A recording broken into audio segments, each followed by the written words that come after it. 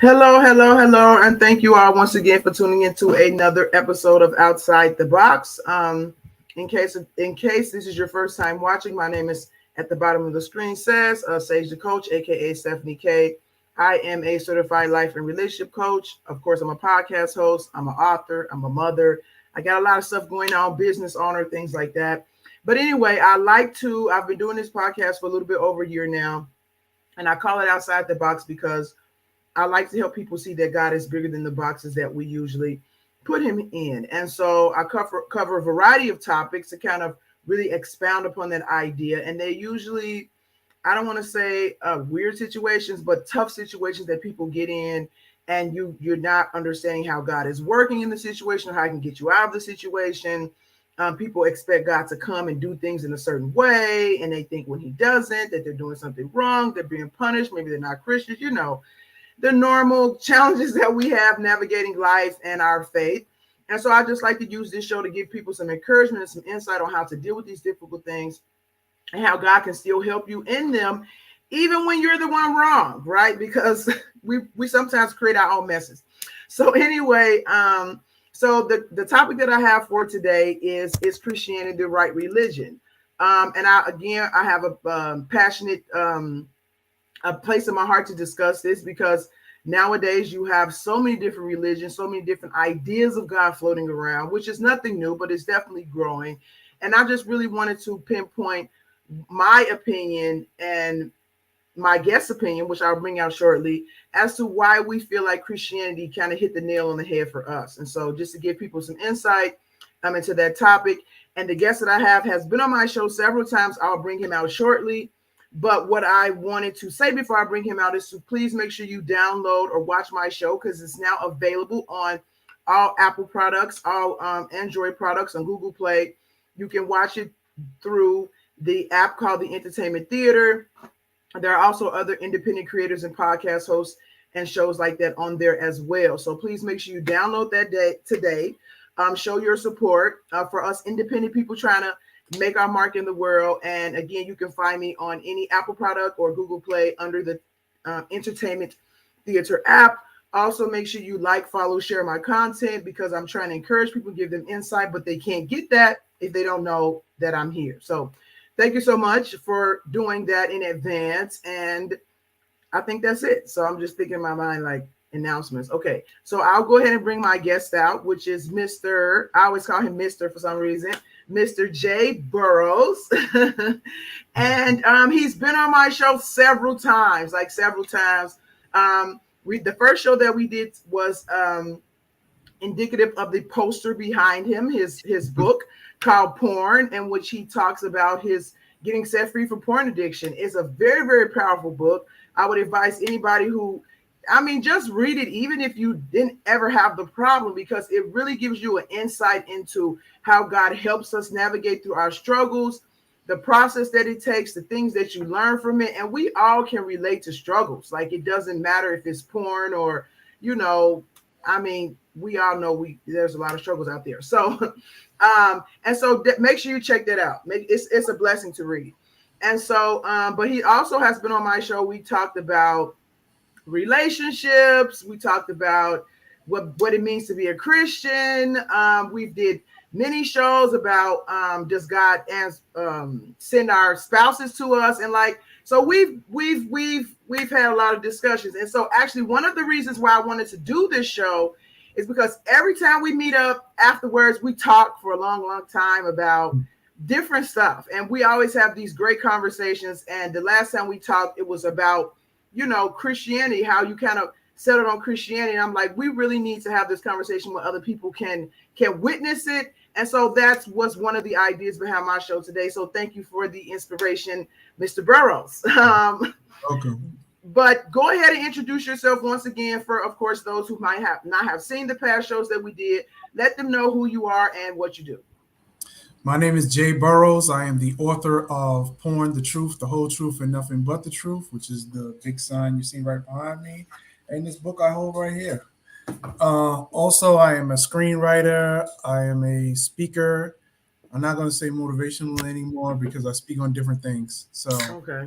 and usually it's always a positive spin on it regardless, but I speak on different things. I'm a director as well, currently directing a project that I wrote not too long ago. So I do a lot of stuff, and thank God for it, because without him inspiring me, I wouldn't be doing any Yeah. of these things. So Yeah. And I was thinking when you said you don't do motivational speaking, that you're not going to say motivational anymore. It makes sense because some of the stuff you talk about is heavy yeah, and you probably wouldn't consider it motivational yeah, because you kind of have to face some things about yourself that you might not like or whatever. And so on the front end, it might not be no motivational, but if you really get the message and you're ready to change, then it can motivate you in that direction. So I can see why you would kind of maybe take that off. So yeah, yeah, yeah. yeah. It's a So thing where you change verbiage because you do so much, and when you get stuck in a box, like you say with your show, you get stuck in a box by putting certain titles on yourself. yeah, yeah. So I just need to make sure I share this really quickly. Mhm. So this is something that it's a topic that's kind of dear to my heart because I don't think I came to Christianity in the typical way. And a lot of times as a Christian, you just kind of get labeled as this Jesus nuts and stuff like that. And people come to Christianity in all different sorts of ways. And even some people kind of see it as like being brainwashed and stuff like that.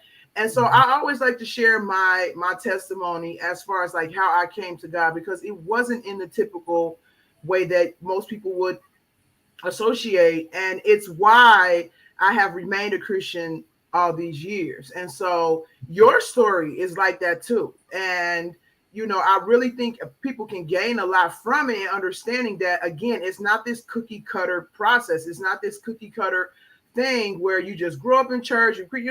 So I really want to share those experiences with people because we got too many Christians out here that gives you this fake cookie cutter idea of what it means to be a Christian. And I like to get down to the real stuff, and that's one of the reasons why I like your book. It's one of the reasons why I like you because there's a level of realness there that is undeniable. And so can you talk a little bit about, so people understand what I'm saying about your own story, and then I'll share my own. How did you come to Christianity? Because you were dibbling and dabbling in other different religions before Yeah. you finally came to Christianity. So if you can share that a little bit. Okay.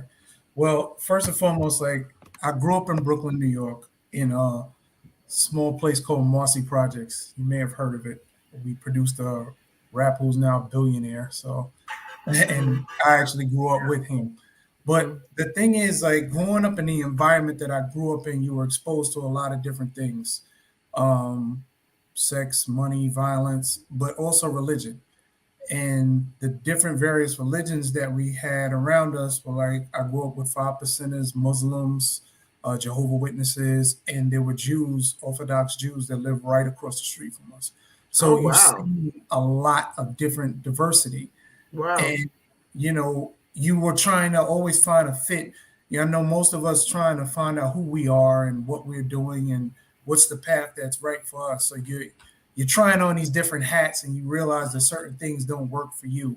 Mm. Um, I did study Islam for a while, and I had a pretty good mentor. He was actually one of the last poets. If you ever heard of those guys, he was an original last poet, and he told me that like Islam in the practice here in the States is a lot different than what it is if you were going to the Middle East.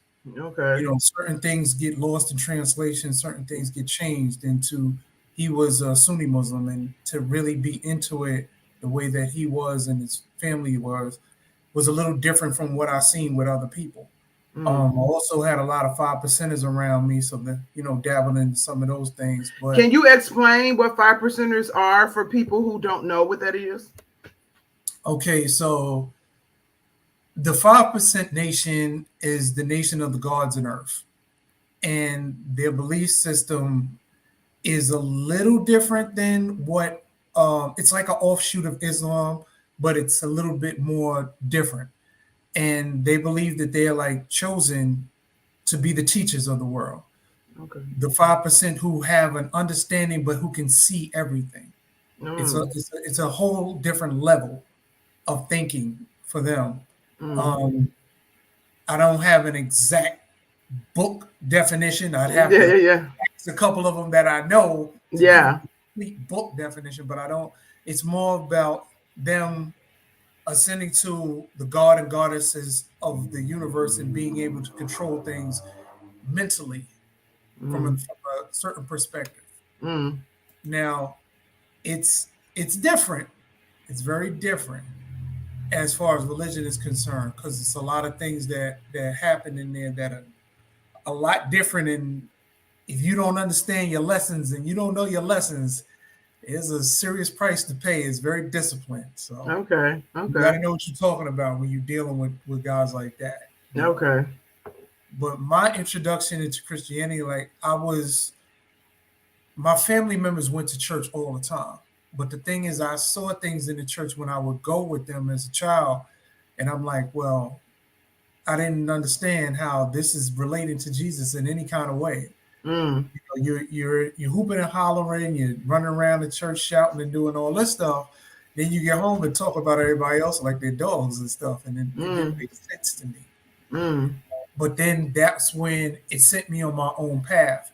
And the thing that I learned from Islam and from 5% is trying to seek stuff for yourself.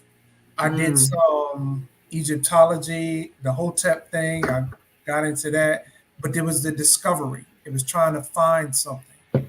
So it was like, you're looking into all these places and you're looking into all these different uh, religions, but you don't see a fit. Mm. And it kept bringing me back to the Bible. A lot of things that I learned from even those various religions are taken from the Bible. You Mm. know, it's just the dating and all that other stuff happening.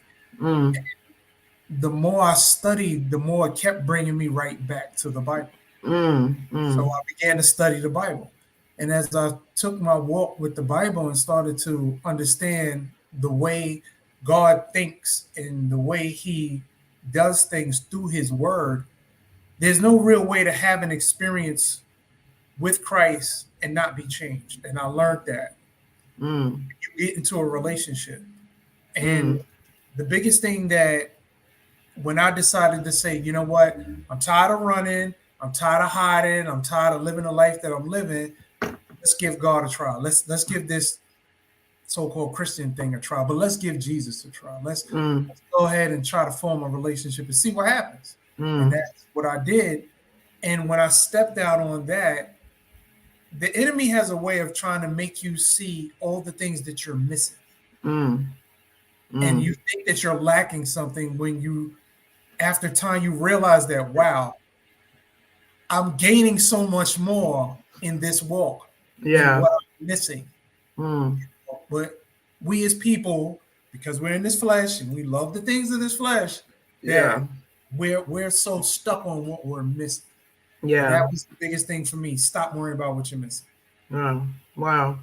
So a few things stood out to me in what you were saying, and then I want to kind of share my story a little bit. But it's funny to me because I hear a lot of people that are not Christian and that have never went to church, they will automatically have this expectation of Christians as far as like, if you're really serving God, then why are you lying? Or why are you backstabbing? Or why are you doing this? And I just ask myself, like, where did that expectation come from? Like, they just have this idea that if you are really somebody, if this is your true religion and you are following God, you should be a good person, period. And when you're not a good person, it's like, you know what, that's the problem with Christianity. Like, this can't be right because these people are not good people. And so it kind of just highlights to me that we understand innately without nobody teaching us that a God should be he should be good. He should be good. He should be nice. He should be loving. He should be caring. And when we don't see that, nobody teaches you that. But when you don't see that in people who claim to represent him, you're automatically put off by that. And so I just find that really interesting because I've seen that a lot. Like people who've never went to church and they see a Christian person and the person does something to hurt them, and they say, well, you can't be from God because look how you're acting. Well, who told you that God was not like that? Like, so we just have an innate, I would say, spiritual understanding. It's kind of sewn into us that we understand that if there's a God, he is good. And we expect people who say they represent him to be good as well. So what do you think about that? Or did I just go a little bit too far off the deep end right there? No, I got you. I think the problem is that we see people not as people. If you say you're into a certain thing or a certain kind of religion, they see that you're supposed to be there already instead of going through a process. Yeah. We're all human beings, and you don't know where the person is in their walk. If I'm trying to be more like Christ, that means I'm not like him yet. Yeah. That's my aspiration. That's where I aspire to be. But unfortunately, I live in this suit. This is where I am right now. It may be where my eyes are focused on the goal, but I'm not there yet. And people see you as your journey.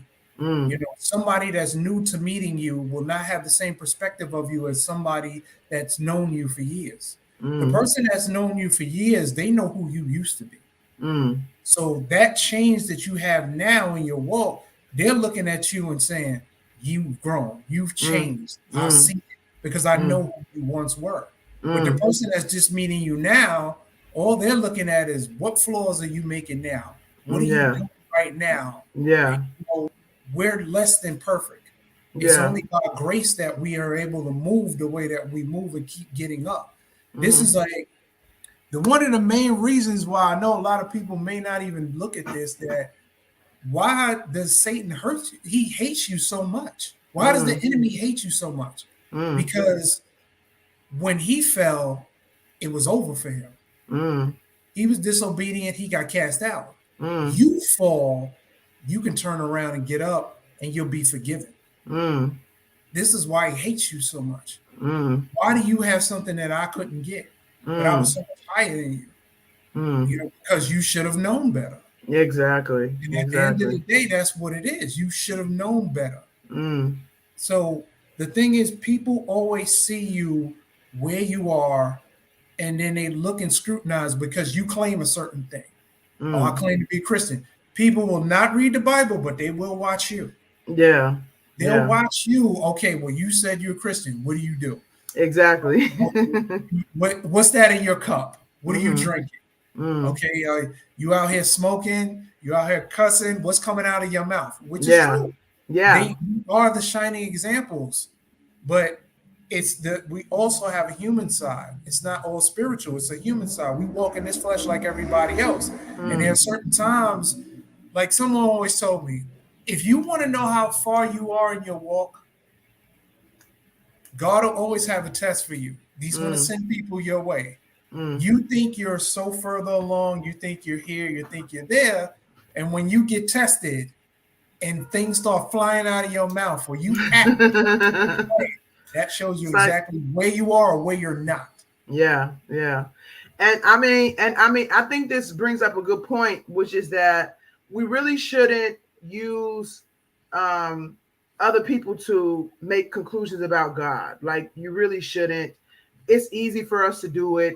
And even a whole group of people. I mean, even if you get into racism, if you come across a few bad blacks, that doesn't mean the whole entire race is just messed up. So whenever you get in a situation where you are judging the many by the few, you're already making a mistake right there. And so to me, it's more important. And that's one of the things that I like about your story is that you need to find out the truth for yourself. You don't need to go by the examples that you've seen in other people, what other people say. I mean, they can be useful tools, but we do have a responsibility to kind of seek out the truth for ourselves. So if you have any questions about Christianity, you shouldn't just look at the Christians that, especially the ones that are doing something wrong, and then make a whole conclusion about Christianity. You should, if you really want to be fair, if you want to look at it like a scientific thing, take different samples of different places, gather a consensus, you know what I'm saying? And then kind of draw a conclusion from there, but not to ever base the many on the few. Like, you really need to get more information than that. And so there's a lot of Christians that do a disservice to Christianity because they do terrible things in the name of Christianity.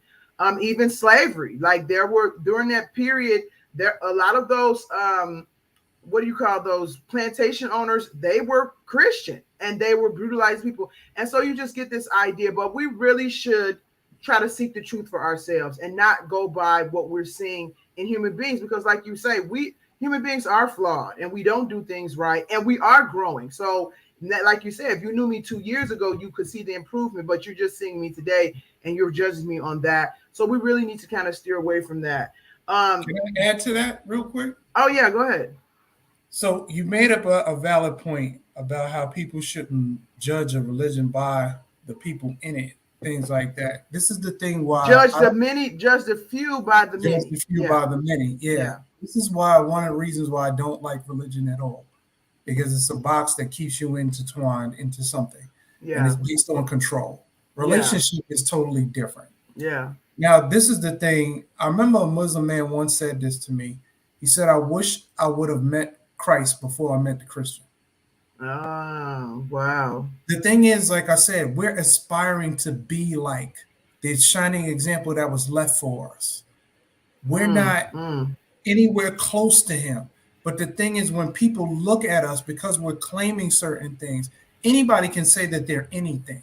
Yeah. They can say, I'm a believer in this, I'm a believer in that. But what does God always tell you? Don't worry about the person's words. It's the fruit that shows. Exactly. What do you do?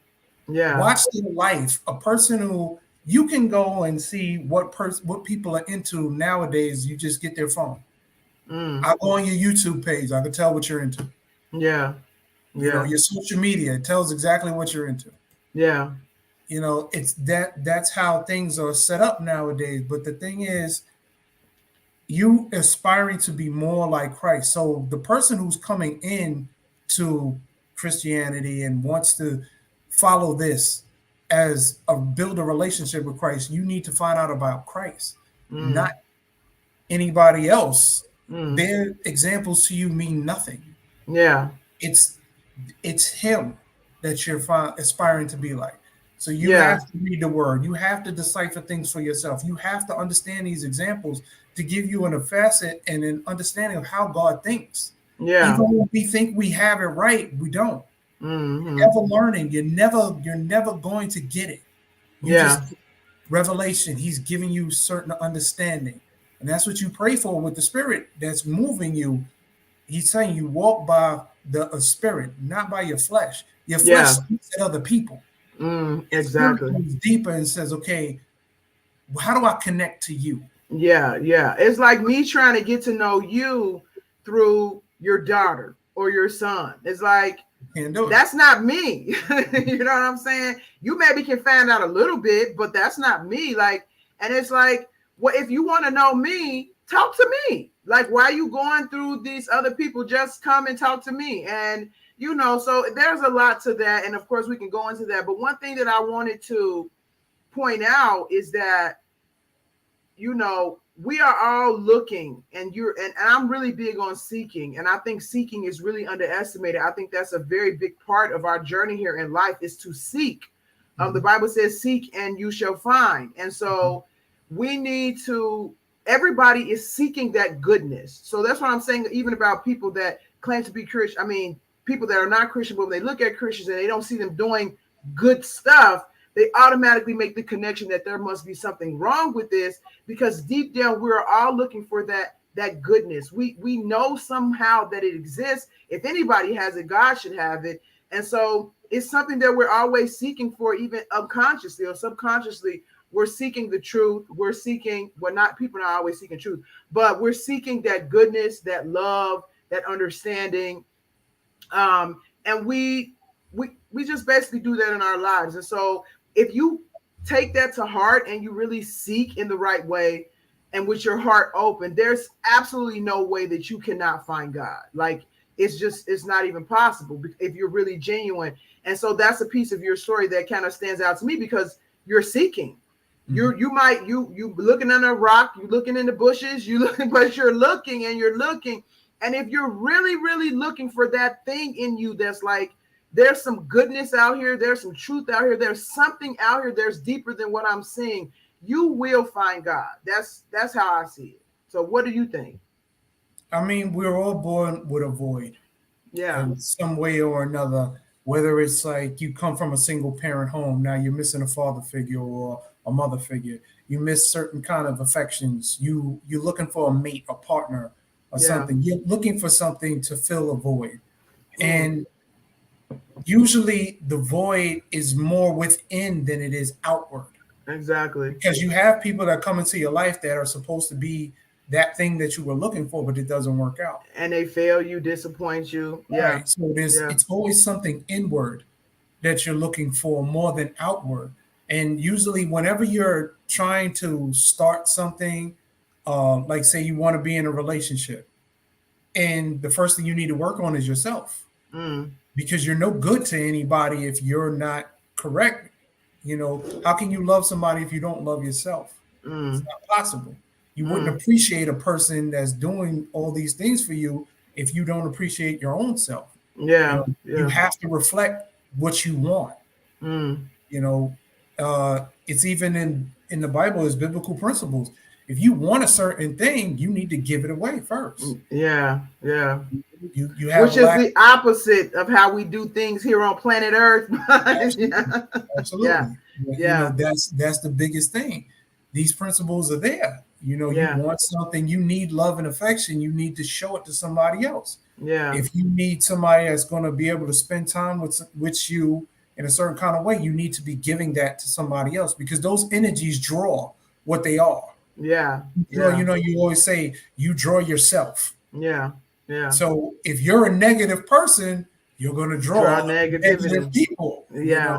So Yeah. it's like, what are you looking for and searching for? And the thing about Christianity is he's giving you an example of who he is, because Mm, I came to you as a man and I went through everything that you're going to experience in this life.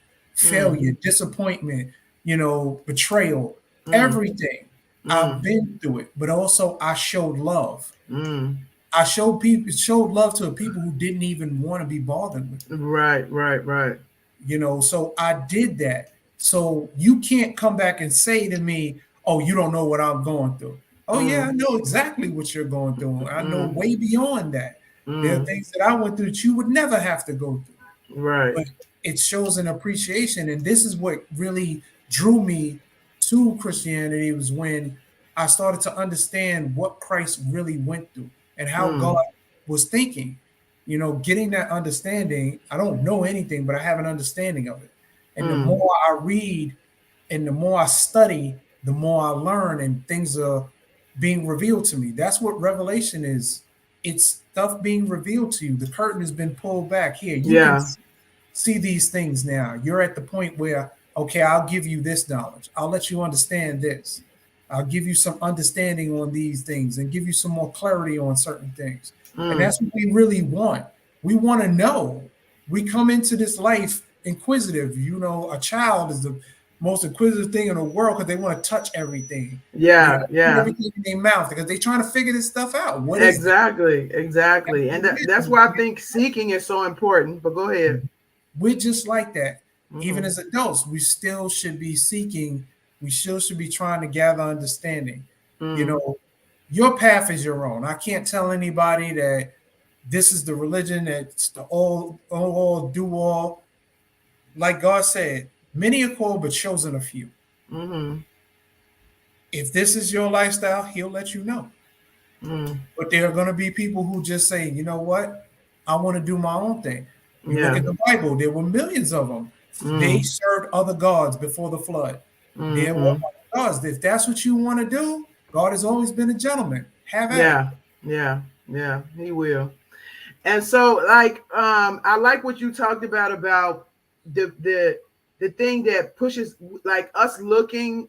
Everybody's born with a void, like you said, and then you start looking for things outside of yourself first to try to fill that void, whether that's people, drugs, food, whatever. People have different habits, but at some point, it seems to me that you get to a place in life, if you get to that place, because some people don't, where you realize these things are not fulfilling that void that you have. And to me, that's usually when people start to gravitate more towards a spiritual understanding or religion, because they're trying to find something that will fill that void on a deeper level. And that's where kind of different religions come into play. So and some people settle on Islam, some people settle on I mean, it just really goes to show you, with throughout all of human history, we all are doing the same thing, because religion is everywhere. Like, it's in every culture, it's in every community. People who've never even heard of Christ, people who've never even heard of Islam, you see people in their even basest states. I mean, I used to watch those shows, well, the people who live like in Costa Rica and they off in the jungle, even they have belief system that's deeper than, the eye can see. So it's in our nature to try to find something to fill these voids and give us a deeper understanding of life. And you're going to do that regardless. You're going to do that whether you arrive at Christ or not. And so I think that's a really good point to make. And then we were talking about, I think we covered the other point. I have wrote it down, but we talked about judging people. Okay, so I want to share how I came to Christ. And so just to widen the perspective, get outside the box. I also grew up, my family was Christian when I was little. I remember us going to church, but it's very, very vague, because we were out of church by the time I was about 5 or 6 years old. My parents had threw in the towel because of some circumstances, which I'm not going to get into. It actually comes down to what we were saying about Christians not really representing, they just got completely discouraged and walked away. So that was it. When I was growing up, maybe I went to church about 10 times or so, but it wasn't a regular thing. It wasn't talked about in my house. I didn't hear anybody else talking about it. But I had always understanding of, like, there's a God, and this guy named Jesus has something to do with God. that's basically it. But it wasn't until my teen years where I was struggling with a lot of stuff, like big, heavy stuff for my age, that I really started looking for answers. I wanted to understand life. I didn't understand why it was so chaotic, so hurtful, so depressing, and I really started looking for answers. And so I would sit in a window in the night by myself, because I've always been a night owl, and I would just talk to whoever was up there. Like, hey, I don't know if you're real. I'm looking for answers here. Nobody has them. If anybody has answers, it has to be you, if you're there. So if you're there, can you please tell me you're there, so that now I can ask you all these questions that I have. And so I remember specifically, and I will add this, that I was on the verge of suicide, honestly. And so, but I had it in my mind that I need to try everything I can first, because then that way, when I kill myself, then I know that I really tried everything. And so it's like, okay, I guess I was giving myself an out. If I tried everything, it didn't work. Now I can do this. And so I'm like, okay, if you're there, I need to know you're there. And so there was a light in front of my window, a street light. And I was just like, just make the light flicker just a little bit, so I would know, like, you're there. And I sat in that window all night waiting for that light to flicker. A couple times I thought I saw it flicker, but it wasn't really.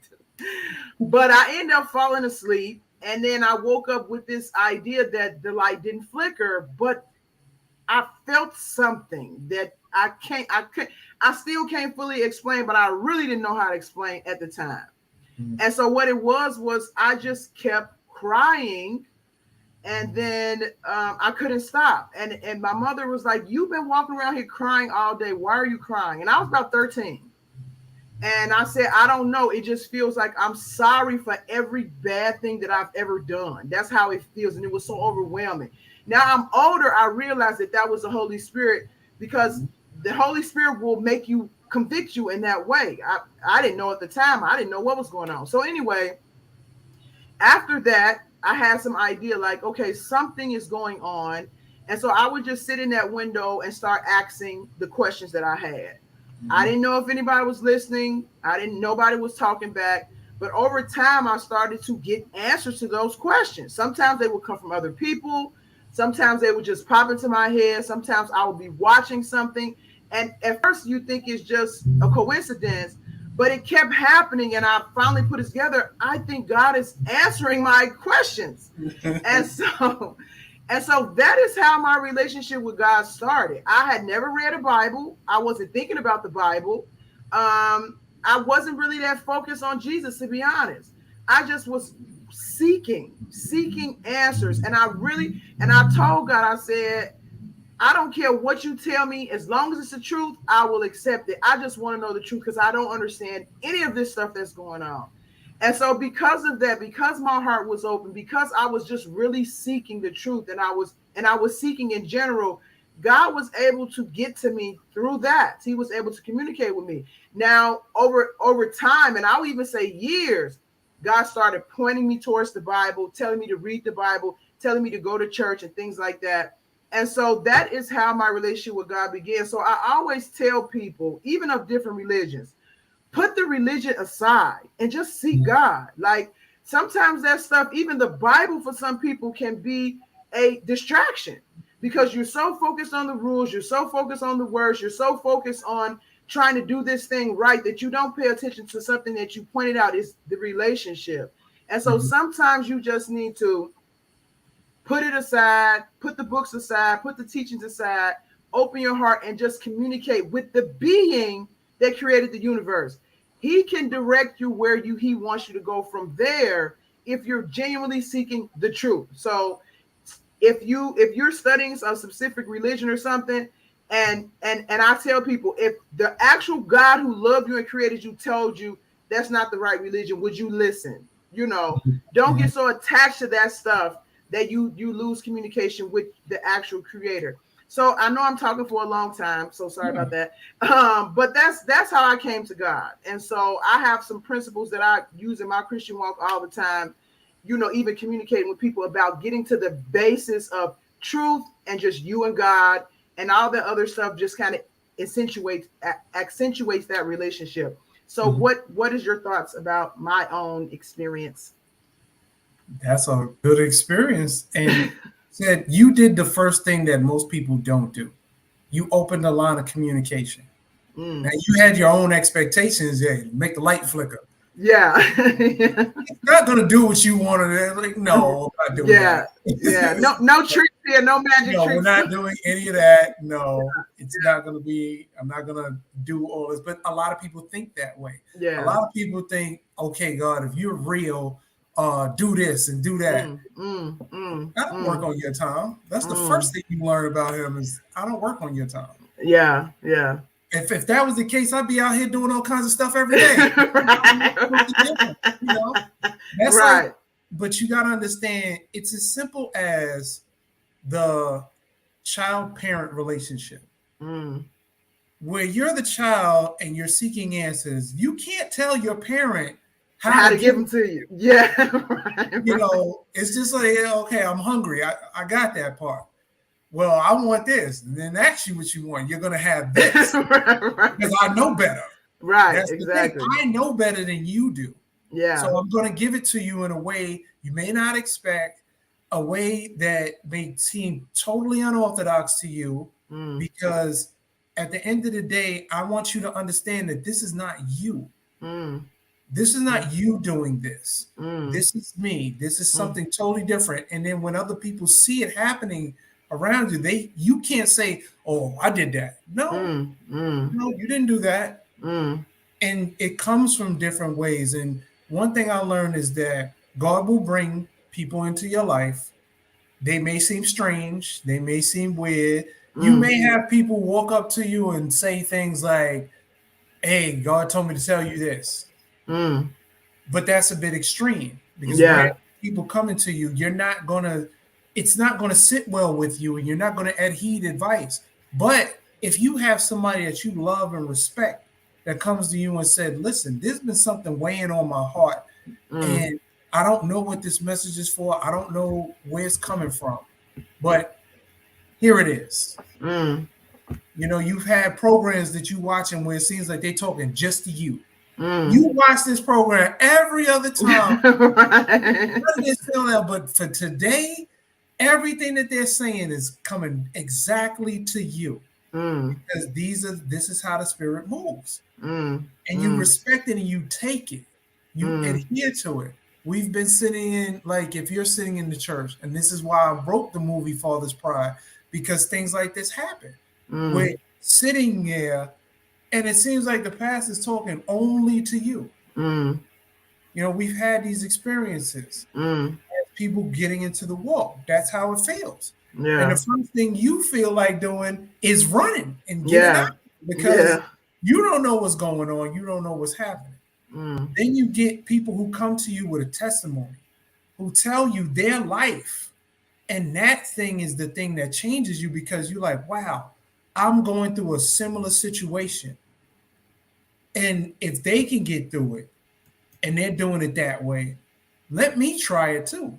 yeah, yeah, You know, you start asking questions and you getting random things that are you reading passages from a book that has nothing to do with religion, but it's something that sticks out to you. A yeah. quote that you may hear, you know, a lyric of a song. God can use anything to Yeah, touch you.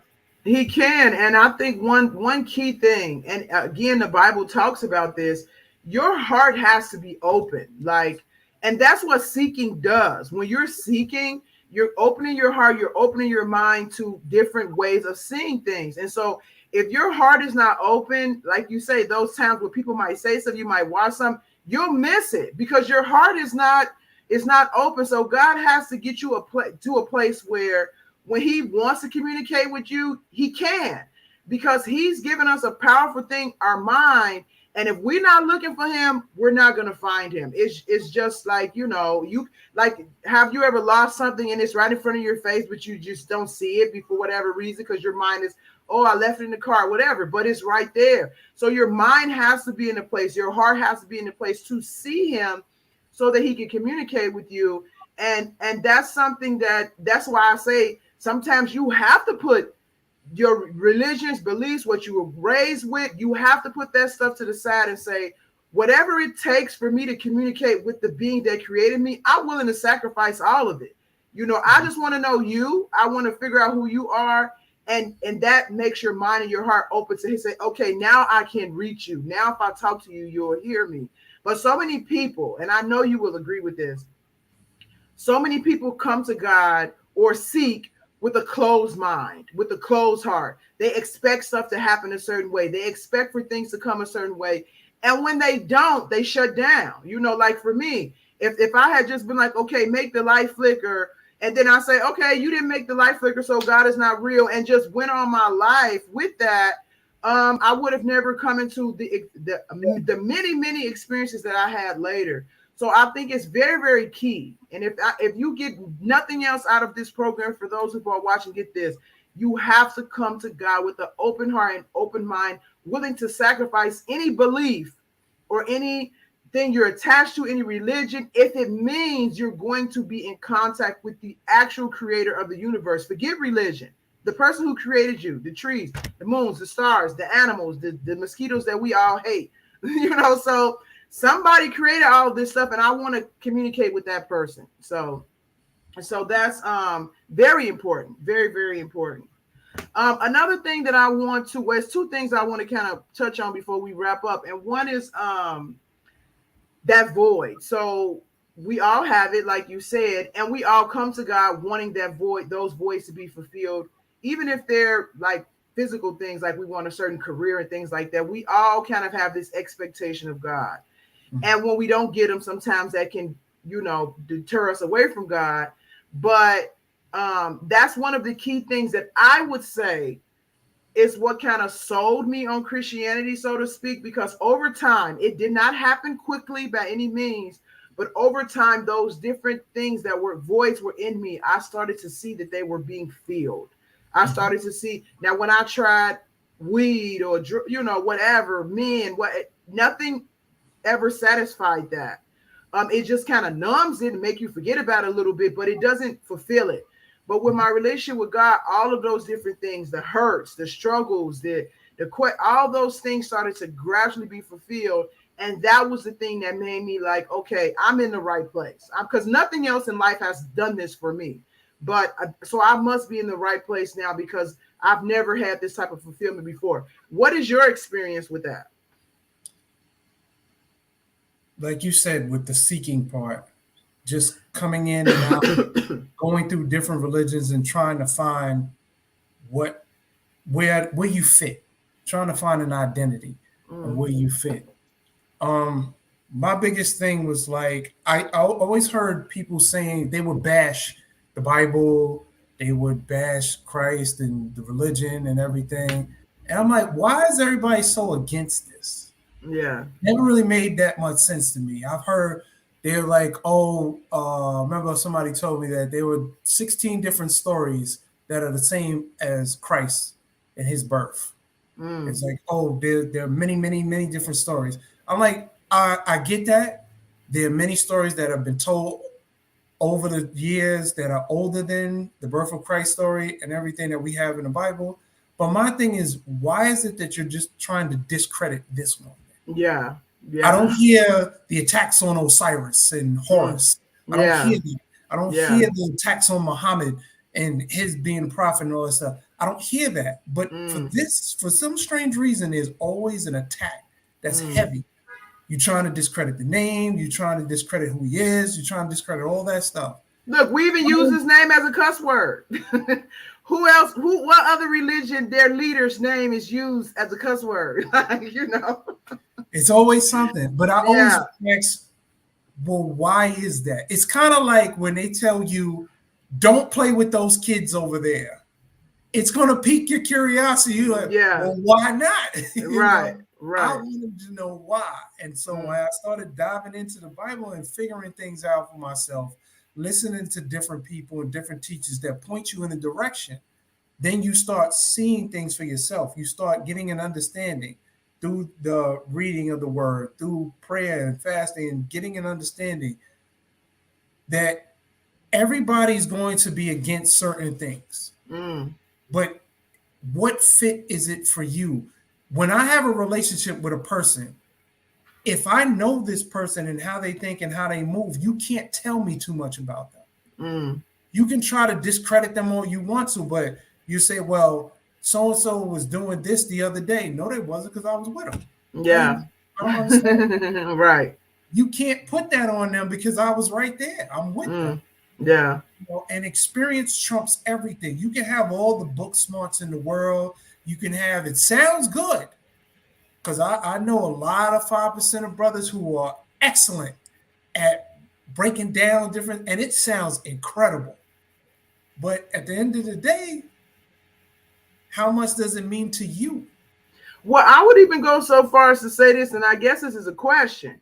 Because if you dabbled in all this other stuff and then you kind of settled on Bible Christianity, it seems to me that there was a change in you that you didn't get when you were doing that other stuff. Would you say that that's the truth? And even when I talk about fulfilling voice, you can narrow it down to change, because even me, I've changed in ways that I never thought I would be able to do. And so that change, and I think it goes like the scripture that says, taste and see that the Lord is good. That change is like, what is this? Like, I'm changing and it's good, you know?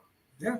And the thing about that too is when I watched other brothers who would, you know, come to me and tell me this is this and this is that, they were the same person. Yeah. Yeah. You were still doing the same stuff. You know, a lot of brothers got a lot of their religion from prison. But you're the same guy. You're still out here committing crimes. You're still doing the same things. You're getting high. You're still doing, you haven't changed.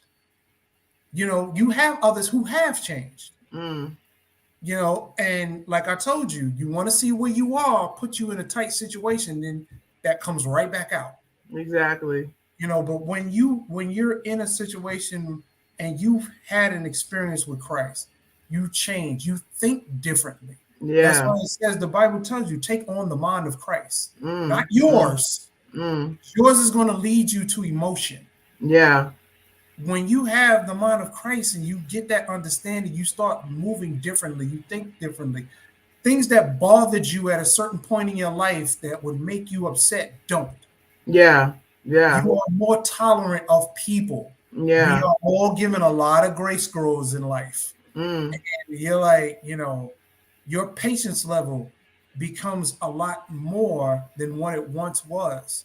You Mm. move and you're more giving of yourself and your things than you are because you're attached to a source now. Mm. Yeah. It's, Yeah. it's totally different. And it's telling you, like, listen, I got you.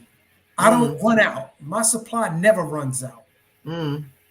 No Mm. matter what it is that you want from me, my supply is endless. It's like I heard this example before, go into the ocean with a bucket, and every time you scoop water out, it does absolutely nothing. Mm. It doesn't change the ocean. It doesn't do anything. You can load up the biggest ships and fill it. It doesn't change it. Right. No dent that's left. There's nothing lacking or anything like that. That's how God is. Yeah. Yeah. Wow. So Angela commented and she said, which I put it up, I'll put it up again. She said, when my heart was broken, I would ask God to help me and he would heal my heart.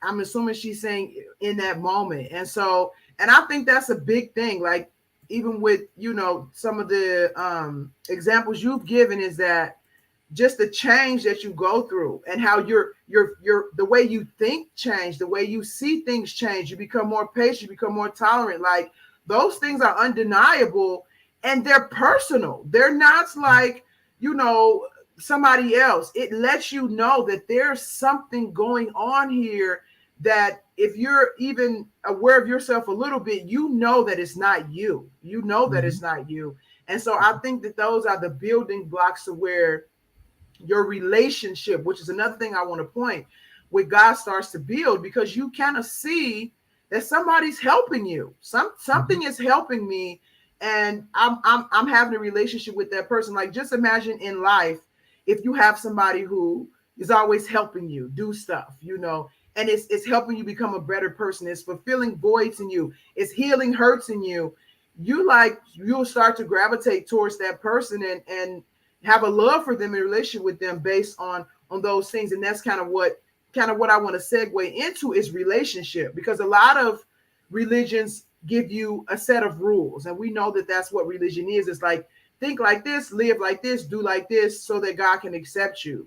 But the difference with Christianity is that there's a relationship, and it's much different from religion. And I actually don't even like to use the word religion when it comes to Christianity, even though I know that's how people see it, because that's not what it is to me.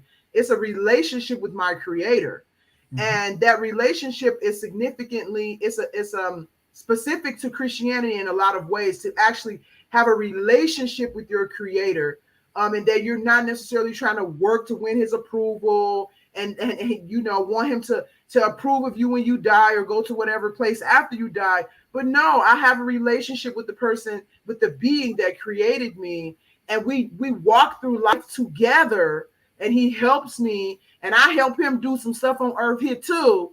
And Mhm. that's our relationship. So can you talk a little bit about your understanding, especially with the experience that you've had with other religions, this the idea of relationship versus just a set of beliefs or a set of rules and things like that? Well, the first thing I wanted to point out that you touched on is that there are levels in this world, just like everything else in life. There are different levels. Yeah. When you first come in, like you said, we are like babes. The Bible tells you we are like babes. You get the milk because you're not ready for anything else. Yeah. And that's like the joyous point when God is just proving himself to you. Yeah. Showing you Hey, he's God, I there. need this. He's going to show you his goodness. Mm. That's what you want. You get that goodness. But Mm. then, as I want to mature you, the only way I can't keep spoiling you, you're going to have to learn lessons. Mm. So, any good father is going to let you go through certain trials. But understand that I'm always here with you. I'm always here for you. And I'm doing this for the greater good. So, a lot of us get into this defeated place where we sitting here, oh Lord, why me? Why this? Why that? When you should be asking, what is your will? What are you trying to show me? What are you What are trying you to trying see? to Yeah. teach me? Because you're Yeah. trying to move me to another level. You're trying to elevate me. This is like Mm. school. You're being promoted. And this is the test that's right before you. I need you to get this so I can give you these things I have over here. But if Yeah. you can't get this, you'll never appreciate what I have for you over here. And you'll ruin it. So I'm not Yeah. going to let you do that. Yeah. So I need to elevate you. And this is when we start getting into the meat. When you get into that meat area, this is when you start to get an understanding of how God really thinks, how he sees things. What is my purpose here? You start asking questions like that. What am I supposed to be doing? How am I helping you? How am I bringing glory to your kingdom? I know you didn't put me here and you're not giving me all these things in this life and being good to me for just nothing. I'm being good. He's being good to you so you can show that goodness to other people. Yeah. So you can be that example of how good he really is. You Yeah. can't have a testimony if you've never been tested. It's Yeah. impossible. So how can you relate to other people? There are people that you'd be able to speak to that I could never reach. There are people that I'd be able to speak to that you could never reach. Yeah. But if you're not equipped and in the proper positioning to be able to speak to them, it's like, okay, you've really messed up my purpose here. You're messing things up. And what people don't understand is this. The longer you delay these processes and keep going through certain things, you're ruining a cycle here. I need you to get this so I can put you here because there's somebody out here who's praying that's in need of something, and you're the answer. But if you can't get to that point, I can't use you. Now I got to go around you and somebody else. So what purpose do you have for me now? We're breaking cycles. Remember, everything that God is doing now is based upon man's dominion and man utilizing men. And men, when I say men, I mean men and women. Yeah. Do different things. If you need money, it's not going to just drop right there on the floor in front of you. That doesn't work like that. People sow into your life. You go out, you sow into someone else's life, and then it comes back to you. While other people, you've had this, I know you've had it, where people are saying, hey, I see what you're doing over here, and I like it. It's inspiring to me. I just want to donate this to you. I just help you. Or they'll just come to you. It might not even be monetary. It may be just a connection that you needed. And they say, listen, I see what you're doing here, but I can help you take it here. Because I know this person, that person, and the third person. That's more than any money could have ever done for you. That connection right there. And it's not a connection that you got on your own. It's because God worked on you. Yeah. Got you right. And that energy that you're putting out, because they see him in you. And they're like, I want to be a part of that. Right. I like what that's doing over there. You ever had people who just, you know what, I like you. Yeah, of course. The street terminology, guys will walk up to you and be like, I F with you. Yeah. Because they get that energy, but it's the same thing. Yeah. It's that same kind of energy. It's not me that they see. It's who's inside of me that they see. Right. They can't explain it. They can't put their finger on it, but they just know it's something about you. Right. It's not me.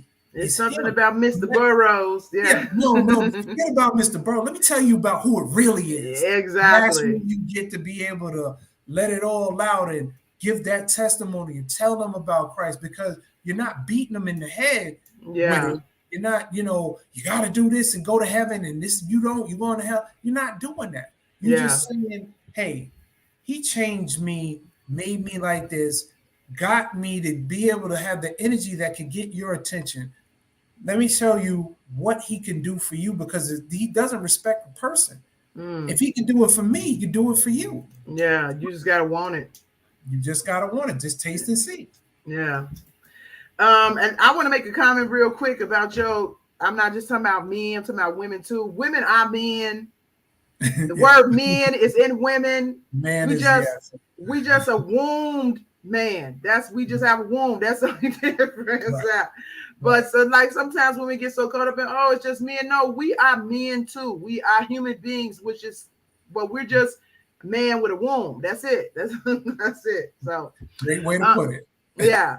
So yeah, I mean, it's a lot of stuff. Relationships with even human beings are complicated. And I wish I could say relationship with God is very, very simple and easy. On his end, I'm sure it is, but for us, because we ignorant, because we, got our own motives and stuff like that, it can be very, very complicated. But when you see that somebody has a genuine love for you and is helping you and is teaching you and is guiding you little by little, even sometimes we don't even halfway pay attention like you should, you begin to develop a love for them that helps to sustain you as you're growing in the relationship. And it's the same for any relationship. And sometimes we gravitate away from that, especially kids when it comes to their parents and things like that. But the relationship with God it grows. It has to be grown. It's not something that's going to be instant. Like Mr. Burroughs mentioned, I'm not doing no magic tricks for you, so you can believe in me. You just have to have an open heart and open mind, just understanding, okay, I think something created all this stuff that's here. And I think people who think that there's no God, I think they are slightly insane, because there's no absolute, the world is magnificent. Like, there's no way. And it's very detailed. How can you say that something didn't create this, whether it's a Christian God or whatever? Something created this.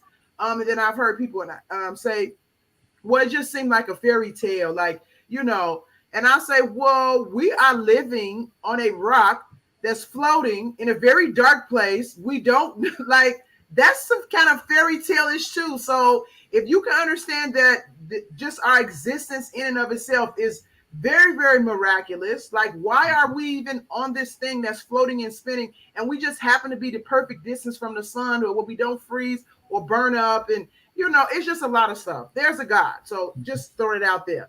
But we have to grow our relationship with God, and we have to seek him. We have to want to have a relationship with him, and he wants that as well, but he lets you choose if you want to seek him or not.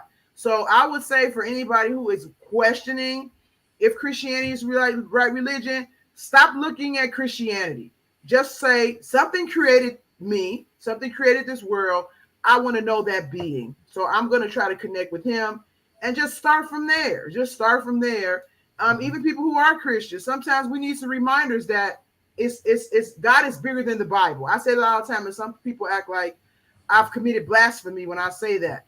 If all of God was in the Bible, it would be endless and a billion pages. God is bigger than the Bible. The Bible is just little pieces of insight into who he is. And that's enough for us to kind of grab a hold to him for ourselves and start developing that relationship to get to know him more. And so just try to be in tune with your creator, talk to him, be honest with him, open your heart, open your mind, and see where it goes. If you really want to know what is the truth, what is actually the truth, I would say that's where you should start. What would you say? I say, like the word says, don't harden your heart in the day of visitation. And can you explain that? You could be missing out on one of the greatest experiences of all time. It's just like when you're out and about, right? Your significant other could walk right past you, but you're paying attention to the sneakers in the window. Yeah. When you're seeking, you're open to opportunities. Yeah. If you're holding on to one thing, you're closed. So open yourself up, do your own research, your own study, and find out things for yourself. And you will have relationships trump book smarts every single day. Amen. I don't care what anybody says. Person who has an experience can give you much more than any book that's been written. But you got to remember, the books that have been written are usually somebody's experience. Exactly. You have to go through it before you can write it down. Yeah. So keep seeking, you'll find it. You're going to find your right fit. Amen. All right, so we'll go ahead and wrap up here. And I thank you once again, Mr. Burroughs, for joining me today. I always like talking to you. I have a comment. Okay. This is Angela also said, I agree, and you have to be completely open. Yes, you do.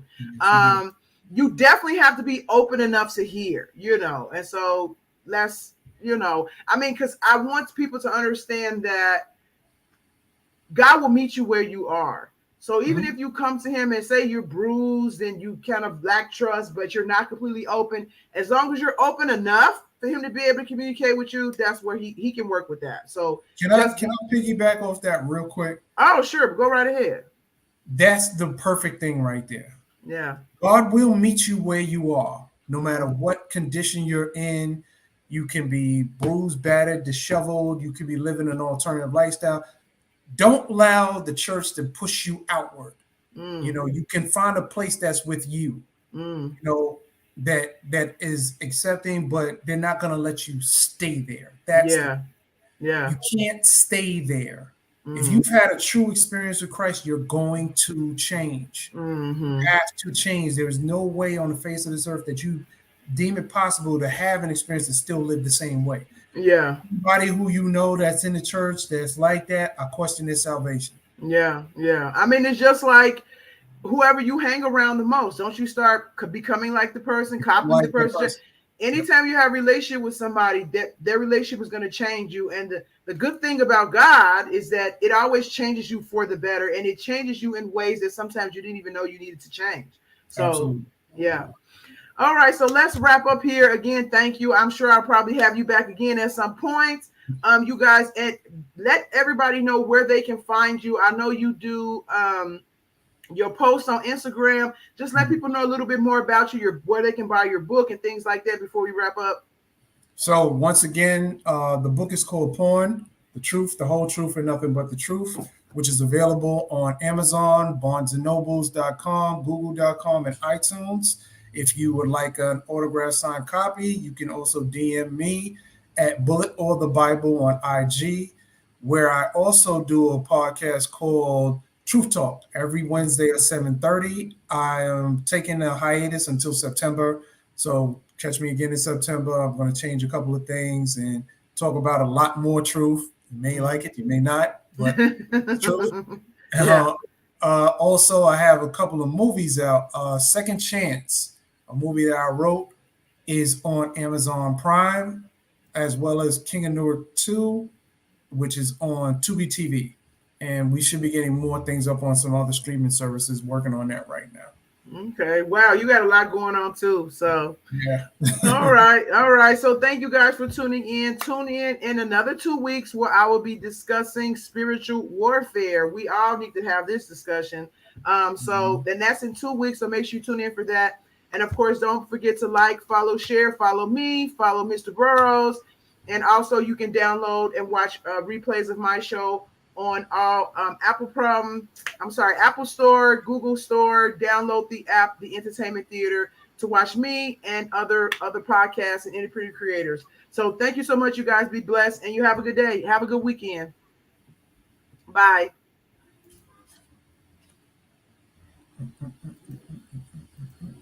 Mhm.